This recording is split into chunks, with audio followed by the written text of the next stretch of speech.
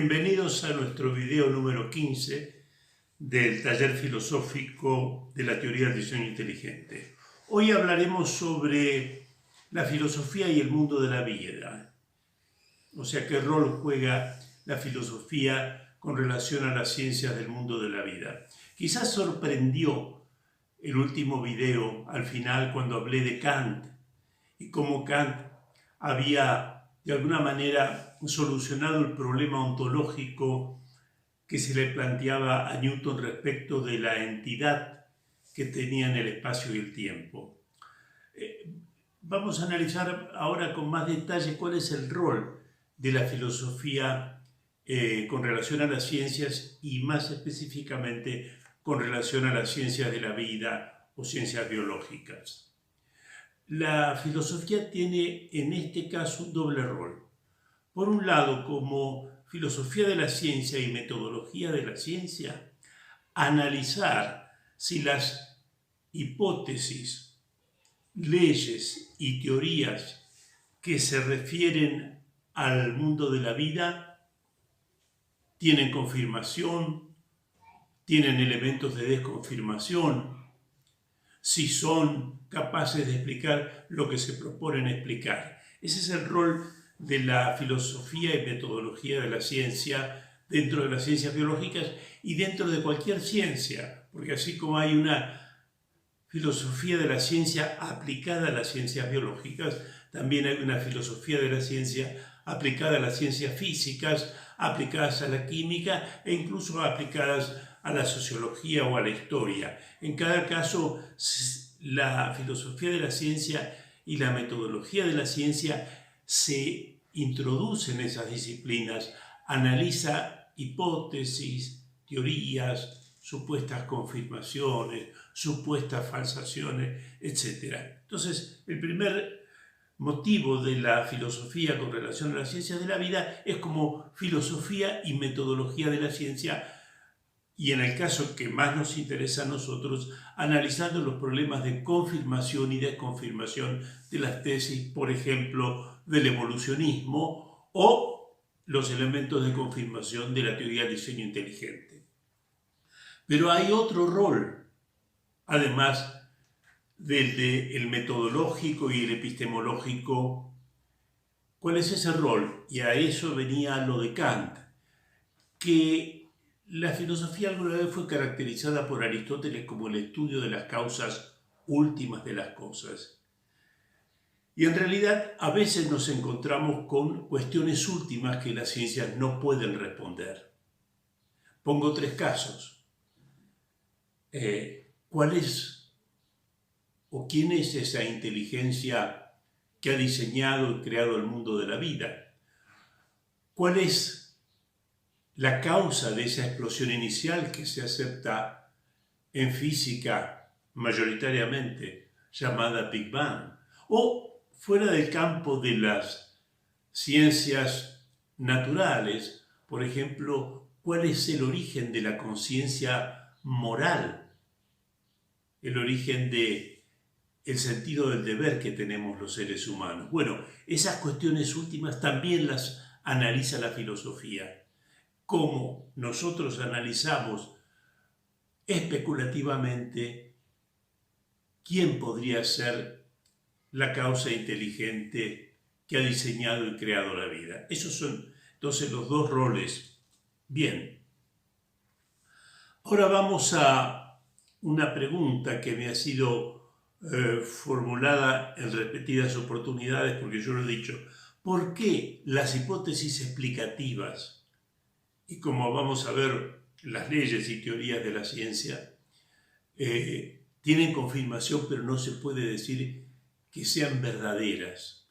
Una vez invocamos un motivo, motivos históricos.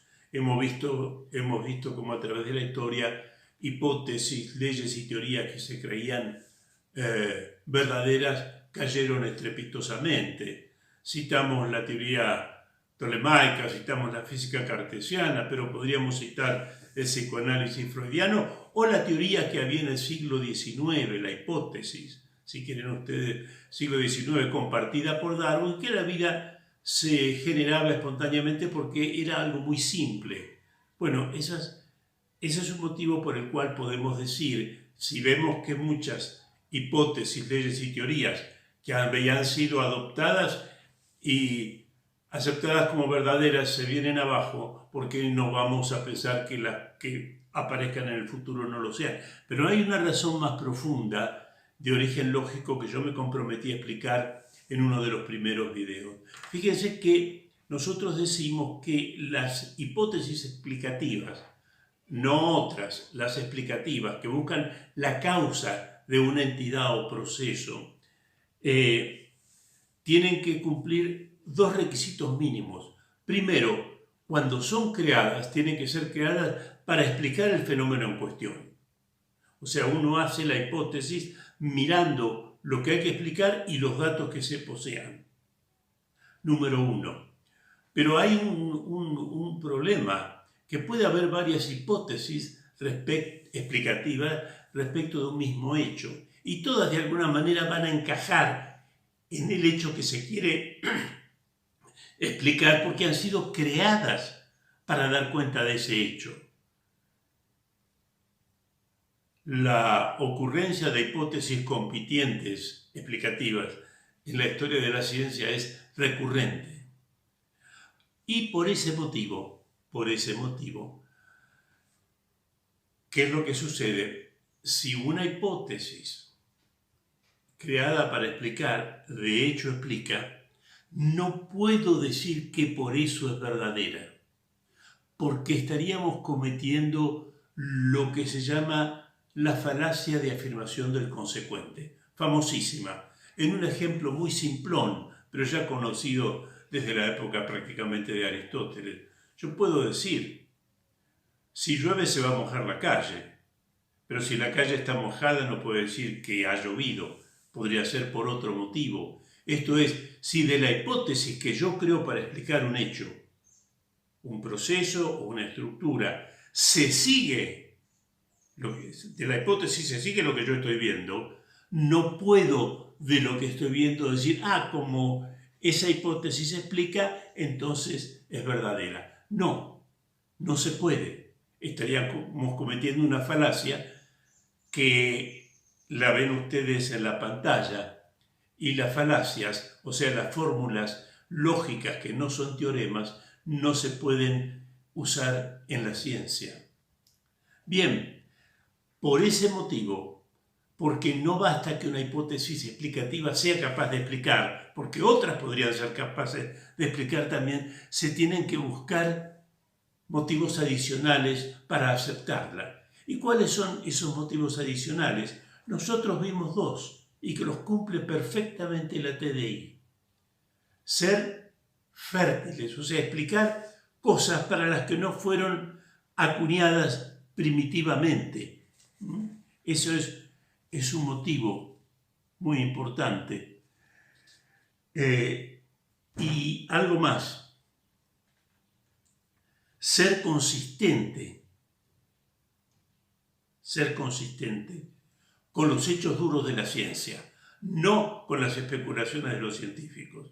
Nosotros mostramos, volviendo al tema de la fertilidad, que era capaz de explicar el junk DNA o ADN basura, los genes huérfanos y los fenómenos de convergencia, algo con lo que estoy en deuda porque todavía no los expliqué y son importantísimos y los voy a explicar en el próximo video a nivel molecular, para que no se piense nuevamente qué es lo que decía Santo Tomás, Newton, San Anselmo u otros pensadores cristianos y medievales o modernos, ¿no? Lo voy a explicar a nivel... Bueno, pero volviendo al tema, y vuelvo a repetir porque es fundamental, las hipótesis se crean, en el sentido se inventan, para explicar algo y logran explicarlo, pero otras hipótesis distintas también pueden explicarlo. Entonces hay que buscar otros criterios para quedarse con alguna. ¿Y cuáles son esos criterios? Vuelvo a repetir. Uno es la fertilidad, fundamental. Explicar cosas para los que no fue primitivamente acuñada. Eso es como los genes huérfanos, los fenómenos de convergencia. y el Yang Tianeng. Pero algo más, ser consistente con el resto del conocimiento considerado sólido, son los hechos duros, los hechos que descubren los biólogos experimentales. Y finalmente, un tercer criterio, la TDI también lo cumple, es pragmático, pero es interesante, el de parsimonia, es de extrema simplicidad, mientras que el evolucionismo, por ejemplo, muestra una diáspora de mecanismos a la hora de explicar el supuesto hecho de la evolución. Ahora voy a intentar contestar a una pregunta que me comprometí en el video número 1. ¿La TDI es una hipótesis explicativa o una teoría? Acá hay un problema muy grave que es el término teoría. ¿Por qué? Porque el término, la palabra teoría, no solo está en el lenguaje de la ciencia, sino está en el lenguaje de la gente ordinaria y también en el lenguaje de muchos científicos y también filósofos que no tienen formación epistemológica y metodológica y por lo tanto es polisémica, tiene muchos significados. La palabra teoría, por ejemplo, a veces tiene un sentido peyorativo, como cuando se dice, bueno, es solamente una teoría, una especulación que no tiene ninguna confirmación fuerte, tiene un sentido peyorativo. Sin embargo, y a esto vamos porque nuestro taller es filosófico, en ciencia, hablando con corrección y siendo muy estrictos, la palabra teoría es algo especial. Fíjense, vamos a tomar el caso más conocido por ustedes. Cuando decimos la teoría de Newton, no estamos diciendo una especulación que a lo mejor se dio o se da. No, estamos diciendo la teoría de Newton es el conjunto de las 4 leyes que Newton enunció. Las 3 leyes del movimiento y la ley universal de la gravitación. Aunque se pueden hacer correcciones porque la primera ley se deriva de la segunda, que es la más importante. Pero tomémoslo así. Las leyes de Newton constituyen una teoría. Y fíjense que si yo digo, bueno, la vida se generó espontáneamente, o el hombre de Neandertal tenía ritos funerarios, son hipótesis, pero no son teorías en este sentido. Teoría es un conjunto de leyes. Y leyes, las leyes científicas, son enunciados de tipo universal que están expresados en un lenguaje matemático. Ahora, habiendo aclarado esto, podemos preguntar, ¿la TDI es una teoría en este sentido? ¿Un conjunto de leyes expresadas matemáticamente? No. Podemos decir que la teoría evolutiva, tomemos la darwiniana, porque las otras no llegan a ser teorías, son proyectos de investigación, que tendría, por ejemplo, 2 principios, esa teoría neodarwiniana, la producción de mutaciones azarosas, y el segundo principio es la selección natural actuando sobre los organismos y llevando a la adaptación o a la extinción. Tampoco es una teoría. ¿Por qué? Porque ¿dónde está ausente la parte de la expresión matemática? Y en ese sentido se puede simplemente decir con cierta generosidad epistemológica que la TDI, al igual que el neodarwinismo, no los otros evolucionismos, son teorías en el sentido que son hipótesis explicativas referidas a un tema de gran importancia. Pero cualquiera que me está escuchando en este momento dice, bueno, pero lo de gran importancia es una cuestión muy subjetiva. Para Schliemann, la existencia de Troya era vital, de gran importancia. Entonces él podría decir, muy bien, yo tengo la teoría que Troya existió. Y acá voy a entrar en algo fundamental que yo espero que sea entendible. A mediados de los años 50 apareció otro sentido del término teoría. En realidad viene motivado por la acción intelectual de un gran pensador que fue David Hilbert a principios del siglo XX. Vamos a ver cómo se relaciona lo de Hilbert con la actual concepción de la teoría llamada concepción semántica, que ya no es la que nombré antes, conjunto de leyes expresadas matemáticamente, como la termodinámica o la mecánica de partículas. ¿Qué es lo que hizo Hilbert? Hilbert, y tomo el ejemplo de Hilbert porque ustedes saben geometría, como yo lo tuvieron en el colegio, axiomatizó la geometría de Euclides, que ya estaba axiomatizada de un modo informal, conjunto de axiomas. Entonces, cuando uno le pregunta a Hilbert ¿qué es un espacio euclidio? Un espacio euclidio es aquella realidad donde se cumplen este conjunto de axiomas. ¿Qué es lo que se está diciendo de nuevo acá? Que una cosa es la teoría y otra es si la teoría está presente en la realidad. O sea, si tiene lo que se llama un modelo. Un modelo es un escorzo de la realidad donde son válidos los axiomas de una teoría. Entonces tenemos que distinguir entre la teoría y los modelos. Vamos al caso de cómo se aplicó esto en el caso de las ciencias físicas. Podemos decir que la mecánica de Newton o de partículas es el conjunto de las leyes que componen la mecánica de Newton, pero que no se aplican a la realidad, se aplican a los modelos. Entonces puedo decir, ¿el péndulo es un modelo de la mecánica de Newton? Sí, porque en ella se cumplen los axiomas de Newton. ¿Las mareas son un modelo de la mecánica de Newton? Sí, porque en ella se cumple o ellas son explicables usando la mecánica de Newton. ¿Y por qué esto? Porque si alguien me dice, bueno, pero la radiación del cuerpo negro, eso no lo explica la mecánica de Newton. Por lo tanto, la mecánica de Newton es falsa. No. Lo que se contesta ahí es la radiación del cuerpo negro o el efecto fotoeléctrico no son modelos de la mecánica de Newton. Y esto es importantísimo porque lo que hace ver es que las teorías son falsas o verdaderas ¿de qué? De los modelos, no de la realidad, o como dice muy bien un importante metodólogo español ya fallecido, Jesús Bosterín, modelo cósmico, las teorías no son verdaderas de todo, las teorías son verdaderas de aquellos escorzos de la realidad donde se cumple lo que ella dice. ¿Y a qué viene esto? Y termino.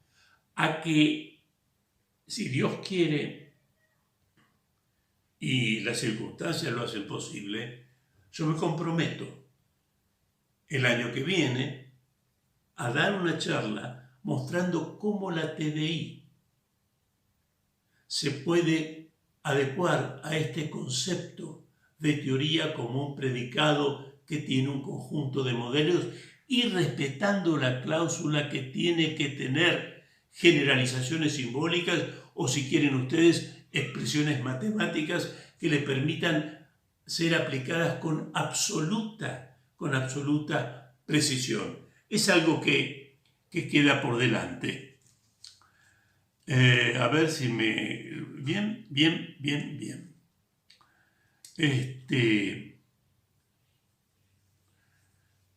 Sintetizando entonces, lo dicho hoy, yo sé que es muy abstracto, pero es muy importante saber que hasta los años 70 se concebía que las teorías eran enunciados verdaderos acerca del mundo y eran enunciados expresados matemáticamente. Y así parecía mirando la termodinámica o la mecánica de Newton o las ecuaciones de Maxwell. Pero Patrick Zappes, un famoso profesor de la Universidad de Stanford, quizá influido por el modo como Hilbert vio la geometría, se dio cuenta que en realidad las teorías son predicados muy complejos que tienen como objeto modelos de los cuales se predican. Y cuando algo no es modelo de una teoría, eso no la hace falsa, sino simplemente esto no es un modelo de la teoría. Con lo que estoy diciendo, y creo que esto se va a entender, la famosa crisis que se desató cuando apareció la relatividad general y la mecánica cuántica, que se decía, bueno, la mecánica de Newton es falsa porque no explica la radiación del cuerpo negro o el fenómeno fotoeléctrico o el comportamiento de las subpartículas atómicas. Eso no la hace falsa, simplemente no son modelos de esa teoría. Y esto viene a colación en que yo voy a presentar el año que viene, si se dan las circunstancias y Dios lo permite, la TDI adecuada a este nuevo modo de pensar las teorías, respetando la cláusula de la matematización de la teoría, aunque les parezca extraño. ¿Y qué podemos decir del evolucionismo? Primero, si hay 7 teorías sobre cómo fue, que se pongan de acuerdo. En todo caso, para el neodarwinismo, ya totalmente abandonado, presentarse como una teoría en la forma de la concepción semántica que he expuesto es problema de ellos. Será hasta el próximo y último video. Muchas gracias.